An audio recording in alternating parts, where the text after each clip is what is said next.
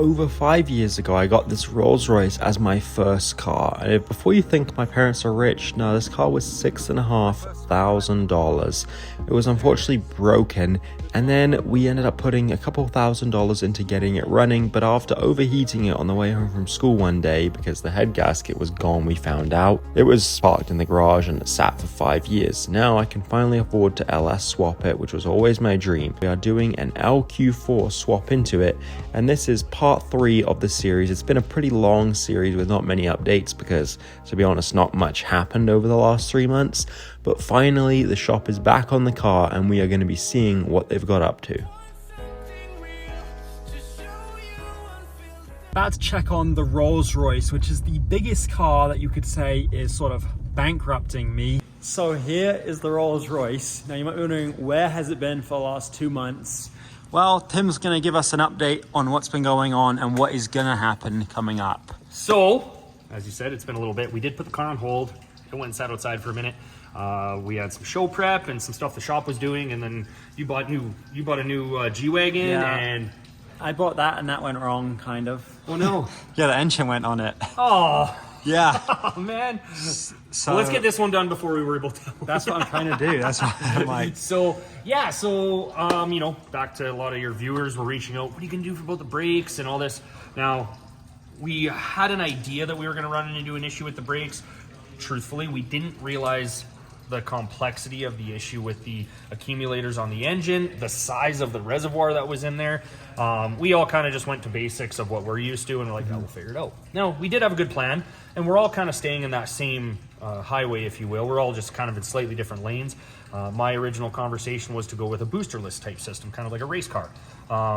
I don't actually think we actually even went with Hydro Boost in our conversations, to be fair. But we have it on personal cars. We're putting it onto our lowrider that's right there. Yeah. So it's kind of weird that we didn't think Just of for that. some context, I reached out to a guy named Ben Crombie in Australia who has 2 swapped Silver Shadows. He's probably the most famous Silver Shadow swapped car in the world. One of his cars is a show car, but his other car is a 71 exactly like mine, different engine in it. But I asked him how he did the brakes, and he told me he used a 2000 Ford F350 Hydro Boost. So Ford guy? that's what we're going to That's do. a great idea. I love fixing cars with Ford parts. So it works out great. You've got some parts coming. They're going to be here in about 2 days. So we figured we'd get the car back in on the hoist, get it ready, re-familiarize ourselves. And that's the one thing that is a bit of a negative on projects sometimes, especially when you do put them on hold. It kind of falls off your mind, so you got to re-familiarize yourself. So that's exactly what we've done. So it's here, we're ready. Once the Hydro Boost shows up, he's given us some great images and a good bit of a to-do list on how to get this done. We've got a few ideas as well, like removing one of the calipers, because you don't need 4 calipers on the front of your car. But we're gonna take all this. I mean, we got 1, 2, 3, 4, 5, 6, 7, 8 different lines coming out of this block. We don't need that many. We're gonna simplify the system, and he's got everything fitting under here. So that's the plan, to get the braking system figured out, and then from there we have to get a custom drive shaft made, which is fine. There's lots of room for that. That's the least of our worries. And then we got the wiring to do. And then that's pretty much it. Turnkey. We'll tell you what. Why don't we'll pause or wait. We'll lower down the hoist. Yeah. Down. So that's where the car's been. They were working on this lowrider and another 2 Impalas for the show and a Supra. So the 61 was done. The 60 has been a monumental task. That the body guys have done phenomenal work, and they got recognized with a outstanding paint award, which is great. And then we got the lowrider there. We took first place in its class. Then we got that MK5 Supra you saw that we built in secret, Liberty Walk, all that stuff. That got a first place, and then our blower car and our MK4 Supra also got first places. So it was a really positive show for us. Yeah. So here's the rest of the car. The engine's in it now. Yep. It's sort of mounted. So making it run with the hood off is one thing, but we look like we're going to be running into some interference issues. We can't just cut that. So that is going to be something we need to think about as far as the intake. That isn't stopping us from making the car run. And then from there, we've got our ECM, and we're using a factory harness, so we'll wire this up. There's some great tutorials, great builders online that have cracked the LS code. But this will just be fixed with a low profile intake manifold. Exactly. So if you come over here, I'll show you the style of intake manifold we're thinking on the car. It's like this one. So as you see, we got our valve covers. It's very low profile. It took a lot of the height down. This is the medium height one, so we actually can go a little bit lower. So if we go back over to the car. So who makes that? Flow? That one, it's a Flow intake made by Performance World, which is a Canadian company. You know, we get it at Mopac, and it is, you know, a Chinese brand. They are cheaper. It's a knockoff of the Holley system. Maybe I can get a Holley one. Holley one? Please. Yeah, Sponsor me. Holley, let's do it. Like, that'd be great. Good thing is HP Tuners has got on board with the project, so they're sponsoring it. Which we're going to need their help to jailbreak the ECM because they are keys locked up. Be really nice if they gave you that nice ECM they have. Well, they gave me something. I have something for you. You have something. They sent me this. Oh, so that's your MPVI 3. So what this is this is the communications device between a laptop and your OBD port so that we can get into it. So this is the latest, greatest. We actually ran this on our Hell RX truck, and this is what we use as well. So you're going to need this to communicate to the vehicle. And there's the MPVI 1, 2, and the new one, the 3. So shout out to HP Tuners. Huge shout out. That's great. That's a big win. Yeah. Because that's not a cheap unit. No. Do you need the product manual? We do know how to run it. We'll put it in the how? car. We like I said, we use this stuff ourselves. So no, that's great. Thank you very much to HP. Yeah. And they even gave you a banner. Well, that's the banner. This is one of those things to go over the fender, so you can fender work cover. on it. Yeah. Oh, cool. Yeah, and we got your headers in there and everything. I mean, it's in. I mean, there's lots of room. We could almost pull the tranny out back here. And then we've also got the ICT Billet. They sponsored this build as well by sending these relocation kits, which is awesome. And I mean, we've been using them. I got onto them from one of my neighbors actually, who does a bunch of LS swaps in the garage down the street, and great advocator for the product. And then we've ended up using it on not only yours, but we got them on the 60, we got them on the 51 conversion, we got them on this one, on the lowrider. It's a great product, and we're we fully drinking that Kool-Aid now too. So how long do you think it'll be until this is running? If I worry about the wiring, shouldn't take me more than a day or two to make it run. Okay. The jailbreak, like, turning over and running are different, but we got to get into it with that. Yeah. Shouldn't be too much. Yeah, there's, like I said, there's a, you know, the wiring's great. We don't have the factory fuse panel, but there are some wires that we just tie together, and we'll add a little fuse panel in there, and then we'll mount your ECM. We picked you up a ECM mount bracket, which we're using in all ours, so we grabbed them for you as well. That's from PSI Harnesses, and yeah, I'd really like to hear it. We've got a few grounds to add into it and things like that. So yeah, and then nothing too crazy. The only thing I want to stand out is the bull horns on the front. Can we put cutouts on it or something? Well, I want to ideally like a valve. Yeah, like a cutout valve. So it can be loud-ish, but then quiet when I want it to be. Right. Because you go to some of those suit and tie type car shows. Sometimes, too. Yeah, right. But so yeah, a valve would be ideal. That'd be cool. Yeah. So that's, to be fair, that is. With exhaust and stuff, we can bend and get twisty and do all that sort of thing. That is on the low side of the to-do list, if you will.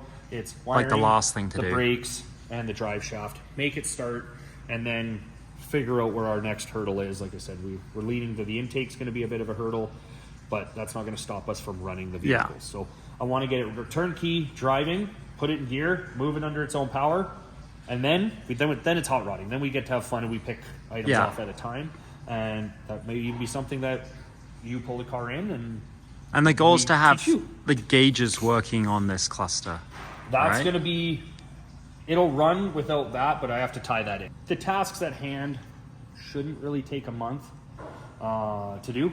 Yeah. And it's just those, you know, a little bit of parts weight. I mean, realistically, that's my biggest concern is the brakes. Yeah. And truthfully, in that area that's quite tight under there, I'm kind of curious if I'm going to have to pull the transmission back out in order to get those parts in there. I want everything serviceable, and that's my biggest thing is if you have a brake issue, I don't want you to have to pull your transmission out. No. Now, with conversions and projects, sometimes there's hurdles that we can't get around. Yeah. But ideally, I want to be able to be serviceable in the vehicle.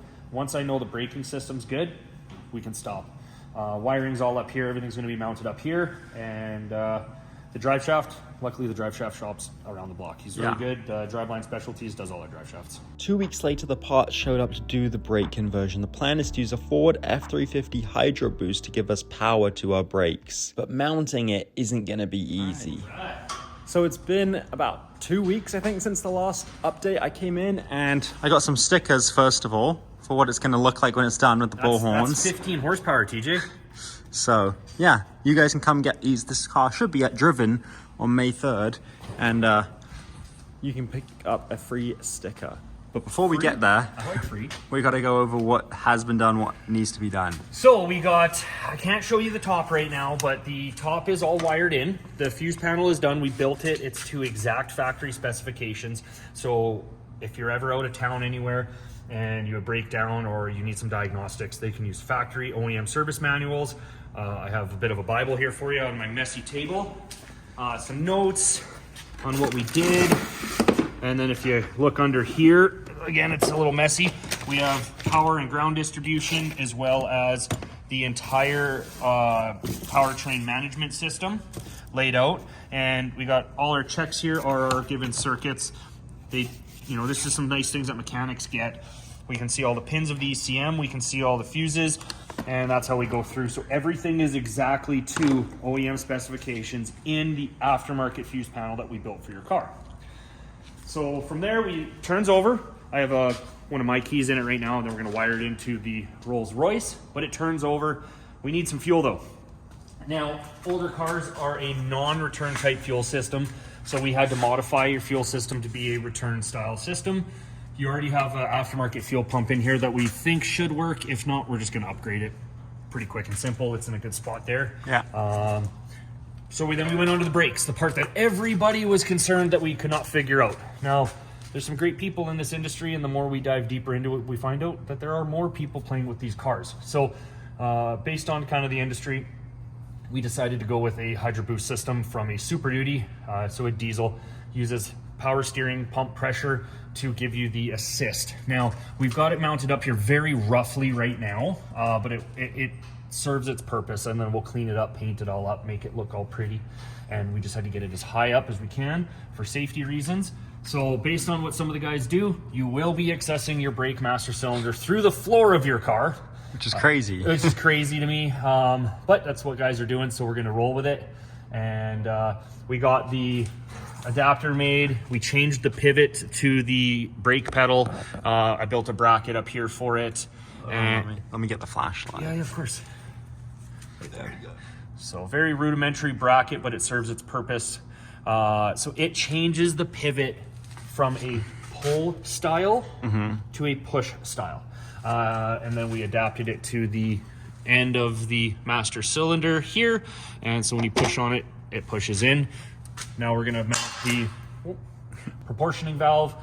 I've already disassembled all the rear brakes. You wanna see how much rear brake stuff I pulled out of this thing? Yeah. This is crazy. So we removed a caliper from each of the front wheels and all of this.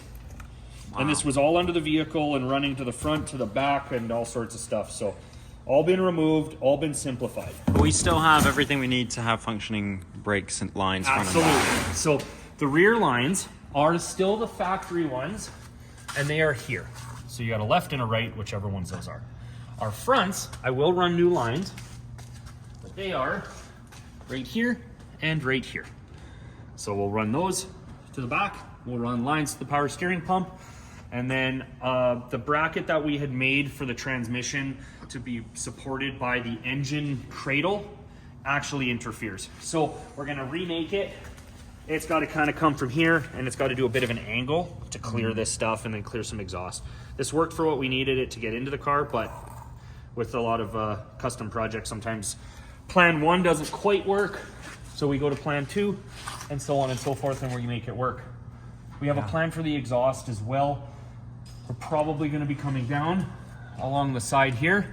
We're probably going to go through the cross member like my Corvette. But here, you can't go through right there. My Corvettes do, so we have to do our due diligence and make sure it's safe. We can't just drill holes in a frame, but because you see over here, it does go clean through, but there's a piece of pipe welded to it. We couldn't just make it sort of come in and... That was my original plan, but we can't get brake fluid hot. Oh. So where you and I talked about that, I think a couple days ago. Yeah. Once this actually sits in here, Yeah. we're going to be so close. We don't need to boil brake fluid No. because hot brake fluid means brake fade. Well, So what about the exhaust that's coming through here So- somehow? well, hopefully we can keep it in this area Yeah. tightly. We'll have to wrap it, but there is also steel here, which we can put some heat tape onto. It is going to be something we got to think about and plan for, but we always fit exhaust where it needs to go. So our priorities, I always try to make things into a priority. Negotiables and non-negotiables. Exhausts, it's a negotiable. We move it to where it needs to be. Brakes, non-negotiable. Yeah. We need to stop, and we need to stop safely. So we'll cross that bridge as we go. Definitely want to come back for the first start. Please call me before you start it Okay. so I can be here to film it. Absolutely. Yeah. Wow, that's Also- exciting. Yeah, it's very exciting. No, this is gonna be fun. We're on track for Driven. Gonna be some late nights, but I mean, my catchphrase is the race before the race, so we're Yeah. in it. We'll get there. Well, I hope you enjoyed this video, sort of 2 updates in one, and then I'll be back for the first start, which It'll be exciting It's gonna be very exciting. here at Run. They'll be very loud though, right? We won't It's have any gonna be exhausts. yeah. So we have open headers right now. First startup will be open headers. So It's gonna be crazy. it'll be a drag car, right? You gotta be a drag car once in your life. not this one. Awesome, People man. have done it, but not me. Cool, buddy. Well, Thank you. It's Friday. I'm gonna get back to it. Thank you for coming down, man. Yeah. And we will see you next time. Thanks for watching, guys. I hope you enjoyed the update. 2 updates in one. I thought I would wait to sort of get it all put together. Together in one video, but that's what's going on with the Rolls Royce. And like I said, it'll be at Driven on May 3rd in Calgary, so you can come see it. And get a free sticker if you come by my booth.